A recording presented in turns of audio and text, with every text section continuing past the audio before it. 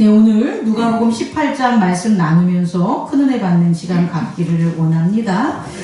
우리가 하루하루 우리에게 주어진 시간들이나 여러 가지 사건들을 직면할 때 어떠한 특수한 우리의 생각이나 혹은 능력 혹은 도움으로 우리가 살아가는 것 같이 느껴지지만 실상 우리가 이 땅에서 살아가는 두 가지 원리는 가치관과 세계관입니다. 그러니까 그 가치관과 세계관이 각각 다를 뿐이지 가치관과 세계관에 따라서 우리는 우리의 삶의 진행 그리고 그 방향을 설정하고 살아가는 것을 볼 수가 있습니다.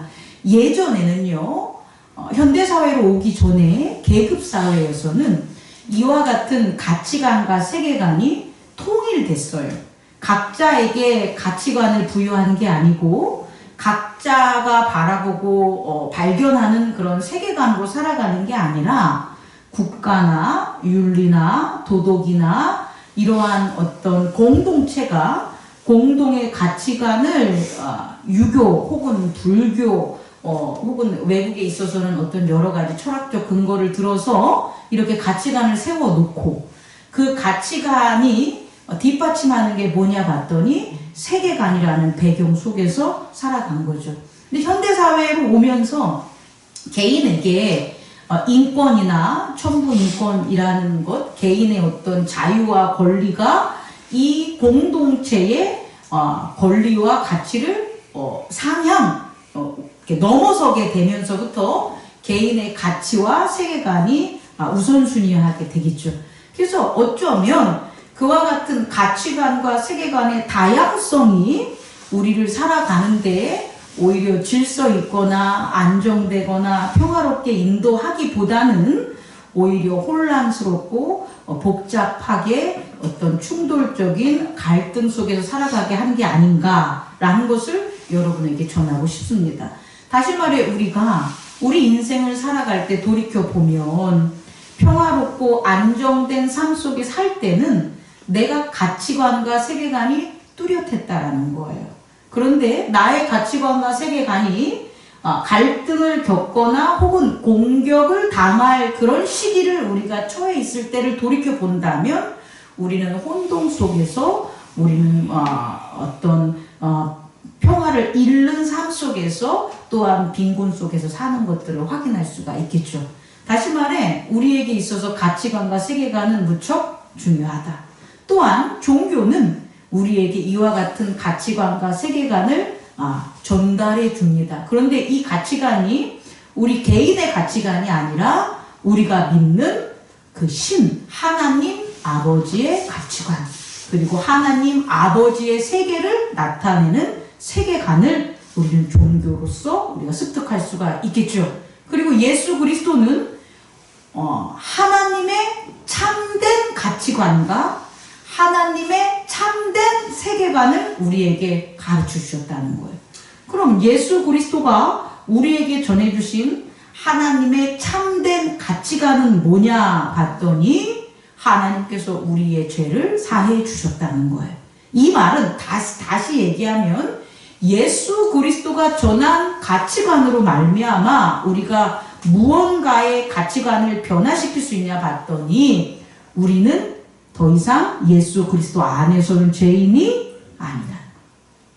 죄인이 아니고 의인이라는 거예요. 그럼 이 죄인이다라는 가치관과 내가 예수 그리스도 안에서 의인이라는 가치관이 우리를 변화시킨다는 거예요. 우리가 살아갈 때 나는 못해, 나는 별 볼 일 없어, 나는 이 세상에 살아가는 가치가 없는 인간이야 라는 가치관을 가진 사람과 나는 부모로부터 사랑을 받았어, 나는 이 땅에서 살면서 분명히 공동체에 할 일이 있고 내가 그 큰 어떤 귀중한 존재야 라는 가치관을 가지고 살아가는 사람과는 분명히 차이가 있겠죠. 종교에서도 마찬가지예요. 우리를 하나님의 절대자의 종으로 삼거나 이 종으로 삼는 것은 결국 죄를 가진 죄의 습성을 극복할 수 없는 존재인데 죄의 습성을 극복할 수 없는 존재로 여기는 종교적 가치관을 가진 그 종교와 그게 아니라 죄를 제거함으로 죄에서 떠나 하나님 앞에 의인된 귀중한 가치로서 우리를 여기는 종교는 절대적으로 차이가 있다라는 것을 꼭 깨닫는 저와 여러분 되기를 원합니다. 그런 가치관과 세계관이 지난주에 우리가 설명한 믿음을 통해서 나타나는 거예요. 그러니까 우리가 믿는다라는 것, 다시 말해 하나님의 명령을 우리가 우리 안에 간직한다, 킵한다. 하나님의 명령이 우리 안에 킵하게 있는 것. Keep God's command in my heart. 그러니까 우리가 우리 안에 하나님의 명령이 있다는 것은 결국 그게 우리의 믿음을 통한 가치관을 드러내는 거라는 거예요. 근데 우리가 믿음이 없어. 믿음이라는 거에 대한 게 없는 삶을 산다면 결국 우리 안에 하나님의 명령이 있다라는 것을 믿지 않는 거니까 하나님의 가치관이 하나님의 그 세계의 통치의 그런 커맨드가 우리 안에 작용하지 않는 거죠. 두 번째는요. 지난주에 설명한 것 중에 오늘 누가복음 18장에서 주제적으로 제가 여러분에게 전달해 주고 싶은 것은 행위의 이동성이라는 거예요. 이게 되게 어려운 말인데 행위는 뭐냐면 의지를 가지고 행한 것, 의지를 가지고 행한 것이 바로 행위가 돼요. 그러니까 의지가 있는 뭔가를 이룬 것, 그게 바로 행위가 되는데 이것의 차이가 뭐냐면 행위와 행동의 차이는 행동은 의지작용이 안 일어나는 거예요. 다시 말해 이기적인 의지나 공동체적 이타적인 의지가 작용하지 않고 생각을 통하여 조건적이거나 무조건적 반사를 통해서 이루어지는 행동은 행위라고 할 수 없어요. 그럼 이 행위는 없어져요. 뭐에 따라서? 시간의 흐름에 따라서. 오늘 내가 어떤 것들에 대한 어떤 일을 했다고 칩시다. 근데 그 일이 내일까지 남아있어. 그럼 그것은 행동이 아니라 뭐가 되는 거예요? 행위가 되는 거예요. 근데 내일이 됐는데 내가 오늘 한 일이 없어져 버려. 그건 행동이 되는 거예요. 행동은 죄를 유효하게 만들진 않아요. 행동은 사라지기 때문에 그다지 우리의 삶에 큰 영향을 미치지는 않습니다. 그런데 행위, 의지를 가진 행위는 죄를 영속적으로 지속하는 데에 역할을 하게 되는 거예요. 그래서 우리가 법에 봤을 때도 잘 들어보세요. 어떤 사람이 범죄함에 있어서 계획적이고 그것을 2번, 3번 지속적으로 하면 범죄가 성립이 돼서 벌을 받게 돼요.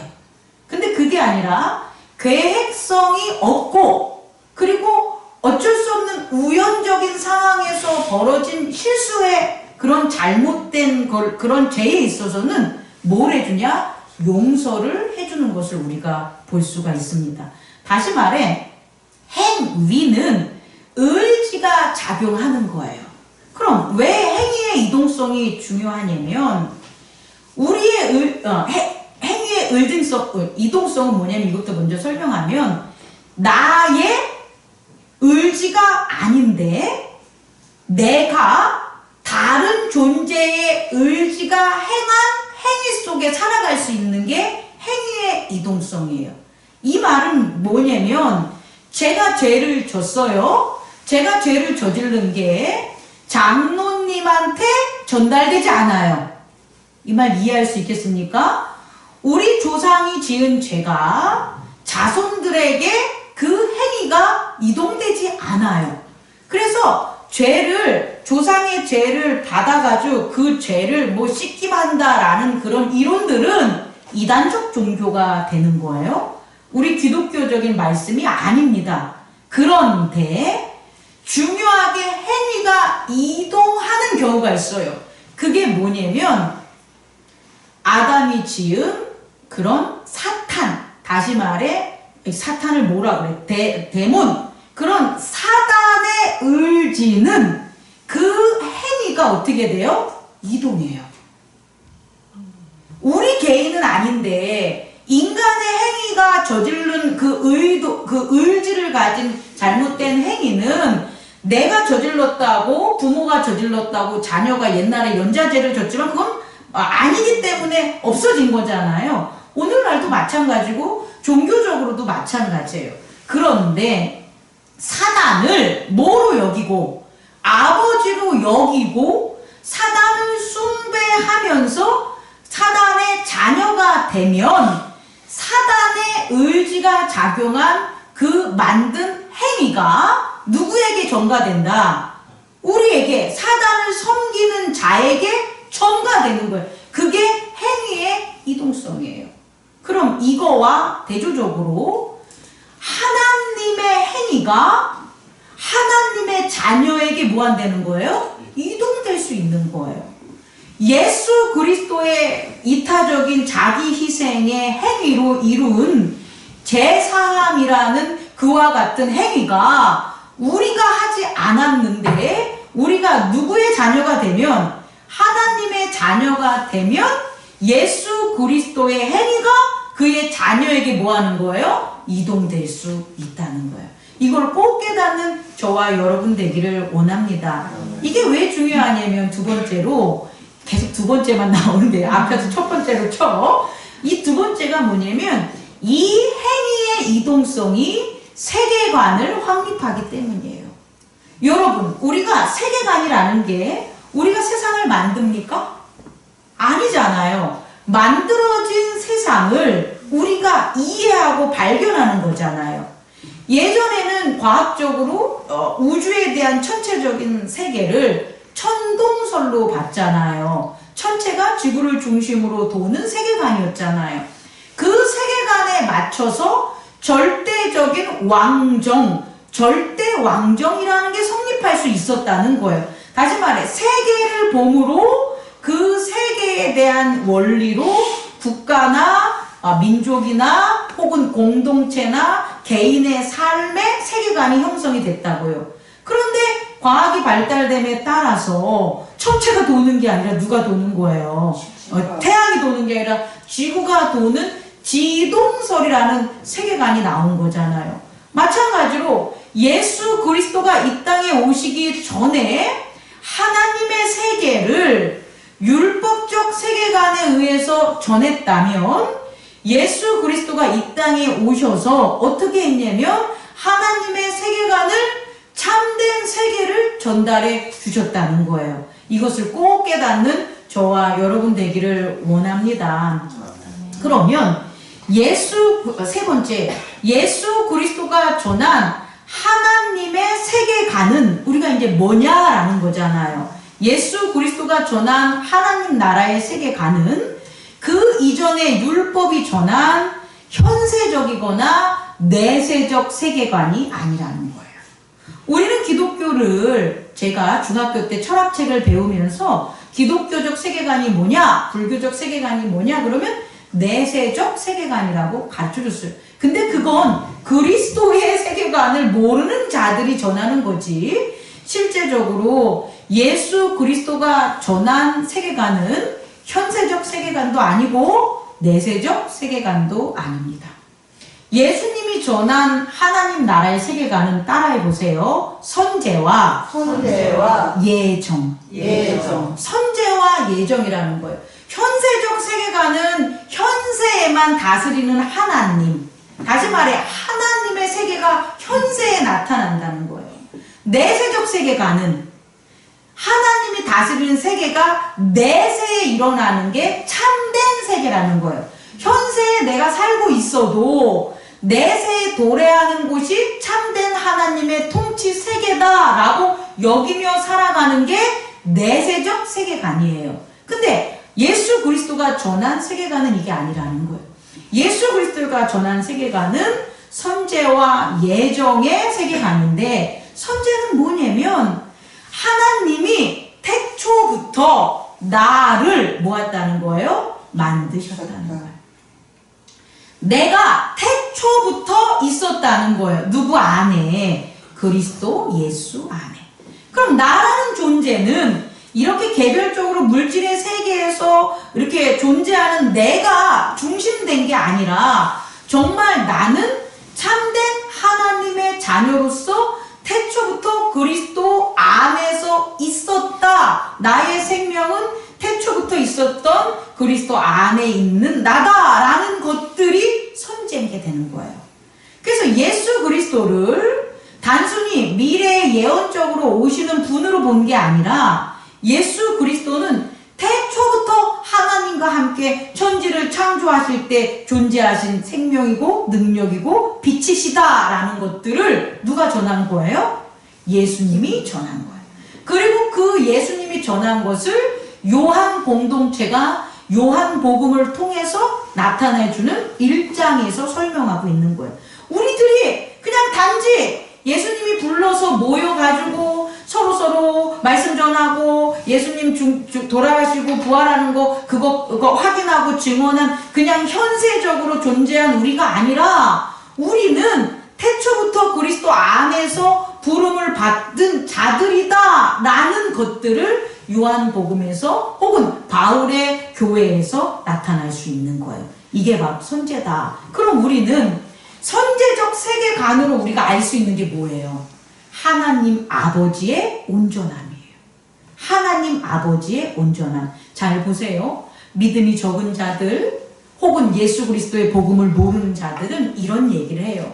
하나님이 다 아시고 하나님이 능력이 있는데 왜 사람들이 병들게 만드는 거야? 왜 아프리카의 사람들은 기근에 있는 거야? 왜 지진이 일어나가지고 재해를 당하는 거야? 하나님이 막아주셔야지. 이런 생각을 하는 거예요. 다시 말해 하나님의 불완전성을 얘기하는 거예요. 이 땅에 살아가는 자신들의 경험을 통해서 하나님도 불완전하시지라는 것들을 나타내는 거예요. 근데 그들은 그런 말을 할 수밖에 없어요. 왜? 예수 그리스도를 통해서 하나님의 세계관인 선제적 세계관을 모르니까. 태초부터 존재하고 태초부터 그리스도 안에서 생명으로 우리가 부름받았다는 걸 모르니까 현재적인 것만 보니까 믿음이 생길 수가 없는 거고 믿음이 없으니까 현재적인 것만 바라볼 수밖에 없는 거예요. 그렇다면 여러분이 혹 그런 마음을 가지고 있다면 그런 믿음 없음이 있다면 교회를 잘 나온다고 기도를 많이 한다고 말씀을 많이 한다고 믿음이 생기는 건 아니라는 거예요. 하나님의 세계관을 여러분이 발견하셔야 돼요. 어떤 세계관? 내가 그리스도 안에서 태초부터 하나님의 모한 사람이다. 부름받은 사람이다. 그러므로 아버지 하나님은 온전하시다. 그 아버지 하나님이 온전하신데 내가 죄로 말미암아 어떤 사단의 아들 된 그 행위의 이동성 때문에 내가 그 죄로 말미암아 아버지 하나님을 모르고 살았구나 라는 것. 그럼 아버지 하나님을 죄의 고백으로부터 우리가 고백하는 삶을 통한다면 아버지 하나님을 알게 되죠. 근데 그 아버지 하나님이 어떤 하나님이에요? 온전히 탕자가 재물을 가지고 이방으로 나가도 그리고 그가 돌아왔어도 온전히 그 아들을 사랑한 아버지를 느낄 수 있다는 거죠. 그 아버지를 발견하고 살아갈 수 있다는 거죠. 이게 바로 믿음입니다. 꼭 깨닫는 저와 여러분 되기를 원합니다. 아멘. 두 번째는요, 하나님의 세계관에 있어서는 예정의 세계관이 있다라는 거예요. 이 예정의 세계관은 뭐냐면 예수 그리스도를 통하여 이루어지는 예정된 미래잖아요. 근데 이미 하나님이 다 지목해 놓은 거잖아요. 근데 우리가 예정의 세계관 안에 있으면 우리가 지금 이후의 삶, 우리가 앞으로 살아가는 삶을 예수 그리스도 안에서 예정된 삶을 살아갈 수 있다는 거예요. 다시 말해 이겁니다. 교회를 50년 나오고 100년 나와도 아이고 저는 잘 모르겠어요 이런 사람이 있어요.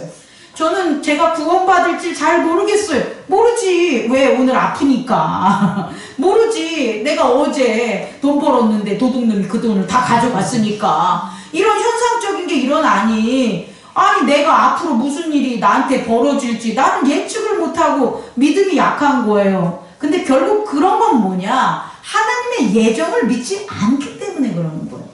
하나님의 예정된 예정의 세계관을 믿으면 내가 그리스도 안에서 그리스도 안에 이루어진 행위가 나에게도 이동된다는 거예요. 내가 뭔가를 해가지고 내가 내 재물과 나의 삶의 안전을 지키는 게 아니라 내가 믿음 안에 있을 때에 그 믿음이 뭐냐? 예정이라는 하나님의 세계관, 구원의 세계관을 믿으면 예수의 행위가 지금 내게 이루어지기 때문에 나 또한 당연히 예수 그리스도와 함께 새하늘과 새 땅에 있을 수 있다라는 거예요. 근데 예정된 걸 믿지 못하면 아무리 내가 예수 안에서 구원받은 자라 할지라도 그 구원의 믿음을 지키지 못하고 살아가는 것을 여러분 볼 수 있습니다. 이것을 꼭 깨닫는 저와 여러분 되기를 원합니다. 다시 말해 하나님의 가치관과 세계관이 결국 우리들의 믿음의 세계다. 근데 그 중에 세계관이라는 것, 우리에게 펼쳐진 세계관이 결국 무엇이냐 봤더니 하나님 예수 그리스도가 전한 선제와 예정의 세계관이다. 잠깐 제가 까먹을 뻔했는데, 그래서 우리 믿는 자들 예수 그리스도를 통한 하나님 아버지의 참 세계관을 발견하면서 살아가는 사람에겐 두 가지 엄청난 일들이 벌어지는데, 그게 뭐냐 봤더니 잃어버린 시간을 찾을 수가 있어요. 잃어버린 시간. 내가 어렸을 때 학대받았어. 내가 어렸을 때 풍요롭지 못했어. 그래서 나는 트라우마가 있고 나는 뭐랄까 방황한 삶을 살았어. 라는 우리의 경험이 개인적으로 있을 수 있다 할지라도 그건 눈으로 보이는 이 땅의 시간이지 실제적으로 그리스도 안에 있는 나는 늘 뭘 받고 사는 거예요? 사랑을 받은 거예요. 평화로운 거예요. 그리고 은총을 받고 사는 거예요. 그 잃어버린 시간들을 내가 찾을 수가 있다는 거예요. 아무리 내가 과거에 폭행을 당하고 어려움을 당했던 사람일지라도 그리스도 예수 안에서 선제의 세계관을 발견하게 된다면 그런 것들이 사라진 정말 하나님 아버지의 극진하고 놀라운 사랑과 평화를 그 시간을 내가 회복할 수 있다는 거예요. 그래서 치유되는 거예요. 또 하나는 뭐냐면 예정된 시간 속에서 살 수 있기 때문에 우리가 잊혀지는 시간, 우리가 오늘 뭔가를 하고 내일 지나면 잊혀지잖아요. 그 잊혀지지 않는 not forget 하는 시간을 우리가 얻을 수가 있는 거예요. 어떤 사람이 보는데 맨날 까먹어. 아이고 제가 이렇게 살아야 되는데 이렇게 살지 못하네요. 우리가 반복될 수 있잖아요. 근데 예정의 시간 안에 하나님의 세계관을 발견한 사람은 까먹지 않는 거예요. 내가 가야 되는 방향과 내가 가야 되는 믿음의 길을 잃지 않아요. 그게 잊혀지지 않는 시간이 우리에게 오는 거예요. 이건 되게 놀라운 거예요, 여러분. 예수 그리스도의 세계관에 없는 사람들은 과거와 현재와 미래 속에서 늘 인과적으로 살지만 예수 그리스도 안에서 하나님의 세계관을 발견하고 하는 사람은 과거가 없어지고 미래가 없어지고 늘 현재 속에 사는데 그 현재가 하나님의 나라라는 거예요. 그 하나님의 나라에서 사는 놀라운 능력이 저와 여러분 안에 있기를 원합니다. 이게 행위의 이동성 때문이다. 그렇다면 누가복음 18장에서 오늘 우리가 발견할 수 있는 여러 가지 에피소드에서 그걸 한번 찾아보자는 거예요. 첫 번째 에피소드에서는 예수님이 뭘 얘기하냐면 뭐가 있는 거예요? 기도하는데 어떤 한 과부를 얘기하는데 이 과부가 원한이 있는 거예요, 여러분. 과부가 원한이 있으니까 당연히 과부의 원한을 풀어줘야지. 여러분, 이건 너무나 단순한 여러분의 추론이에요.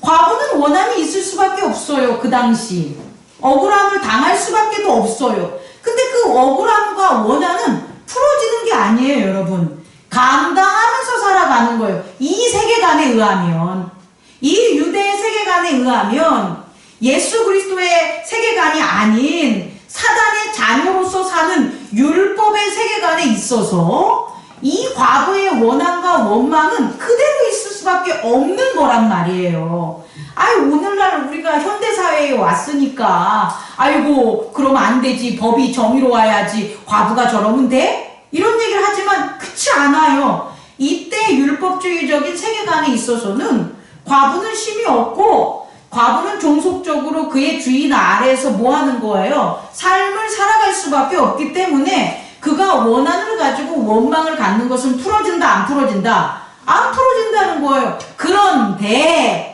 누구의 종으로 산다면, 하나님 아버지의 종으로 산다면, 이때 당시는 율법이니까 종으로 살지언정 하나님 아버지가 그 억울함을 모아준다, 풀어준다는 거예요, 여러분.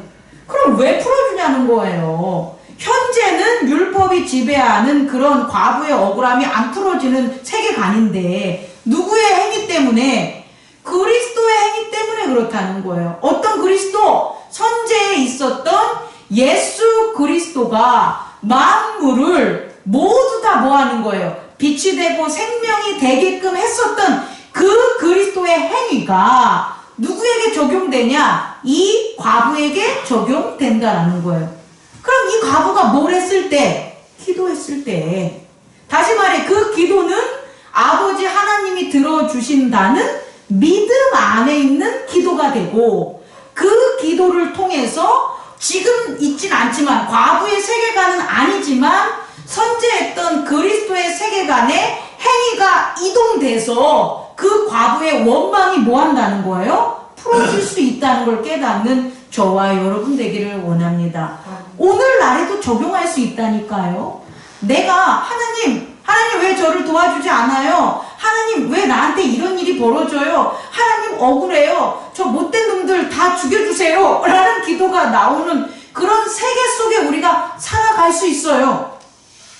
근데 그 세계관은 하나님의 세계가 아닙니다, 여러분. 내가 살면서 경험하는 내가 선택한 세계잖아요. 그 세계이기 때문에 원망과 억울함이 우리에게 생길 수가 있다는 거예요. 그런데 그럴지라도 뭐 한다면, 하나님 아버지에게 기도한다면, 믿음을 가지고 기도한다면 예수 그리스도의 태초의 행위가 내가 죄 짓는 이 세상에서 만든 나의 행위가 아닌 이전의 행위에서 그 행위가 이동해서 우리의 원한이 뭐한다? 풀어진다는 거예요.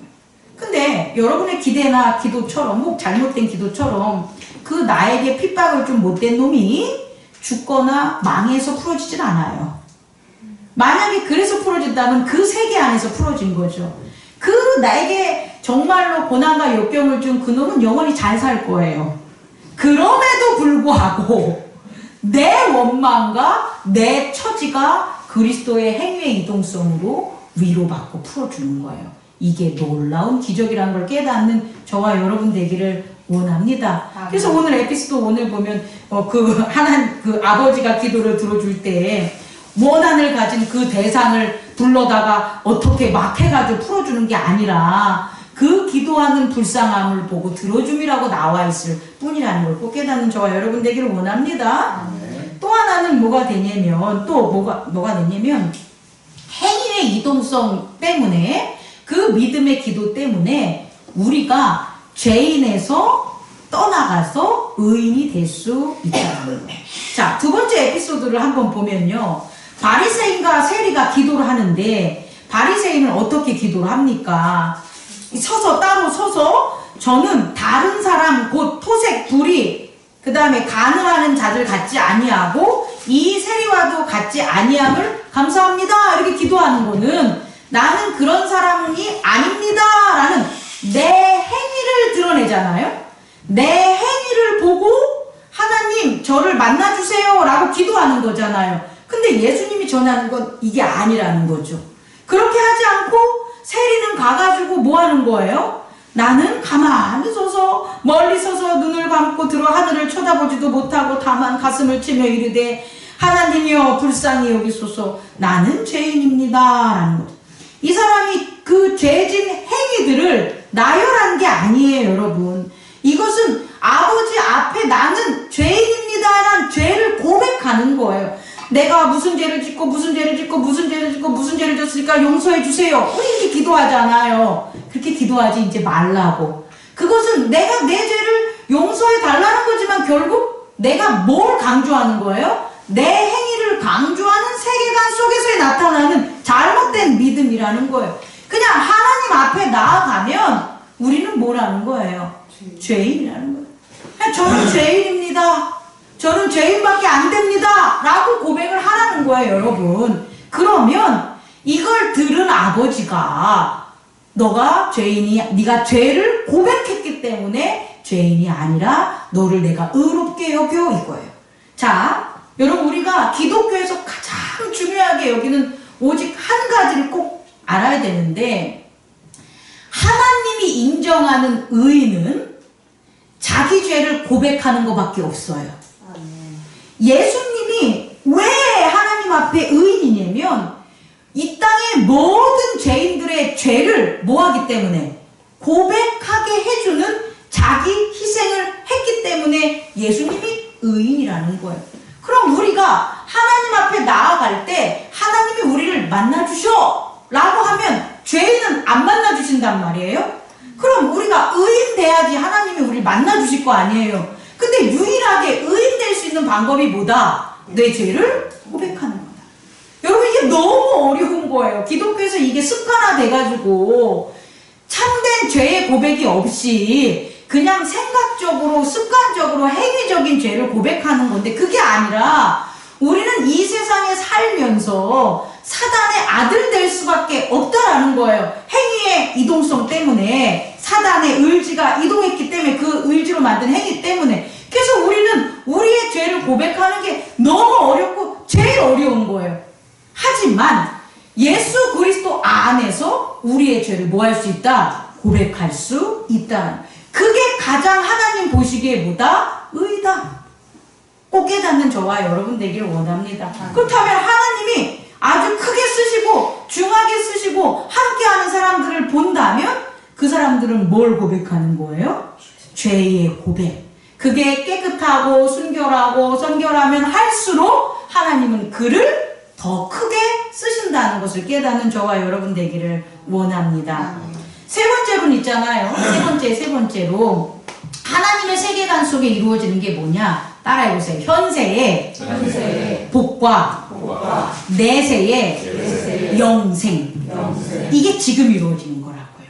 여러분 여기서는 번역상 현세라 내세로 했는데, 하나님을 따라가서 부자가 자기 재물 다 나눠주고 따라오는 그 에피소드에 마지막에 보면 저 그럼 이런 일을 누가 합니까? 라고 제자들이 베드로가 막 할 때 예수님이 너희들은 할 수 없어도 누구는 한다? 하나님이 하신다.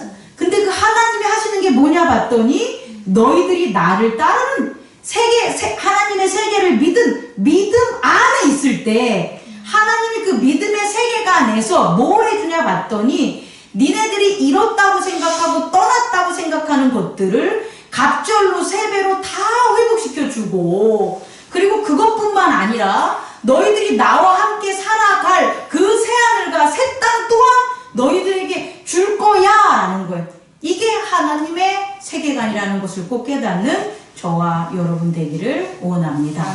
마지막으로요, 마지막 에피소드에서 우리가 살펴볼 수 있는 건 뭐냐면, 따라해보세요. 이 하나님의 세계관 안에 있는 믿음 안에 살 때에, 따라해보세요. 하나님께 영광. 말이 쉽지. 하나님 아버지 영광된 삶을 주님께 살기를 원합니다. 우리 어떤 측면에서 맨날 기도하지요. 돌이켜 봐봐요. 하나님께 영광 돌리면서 살았나?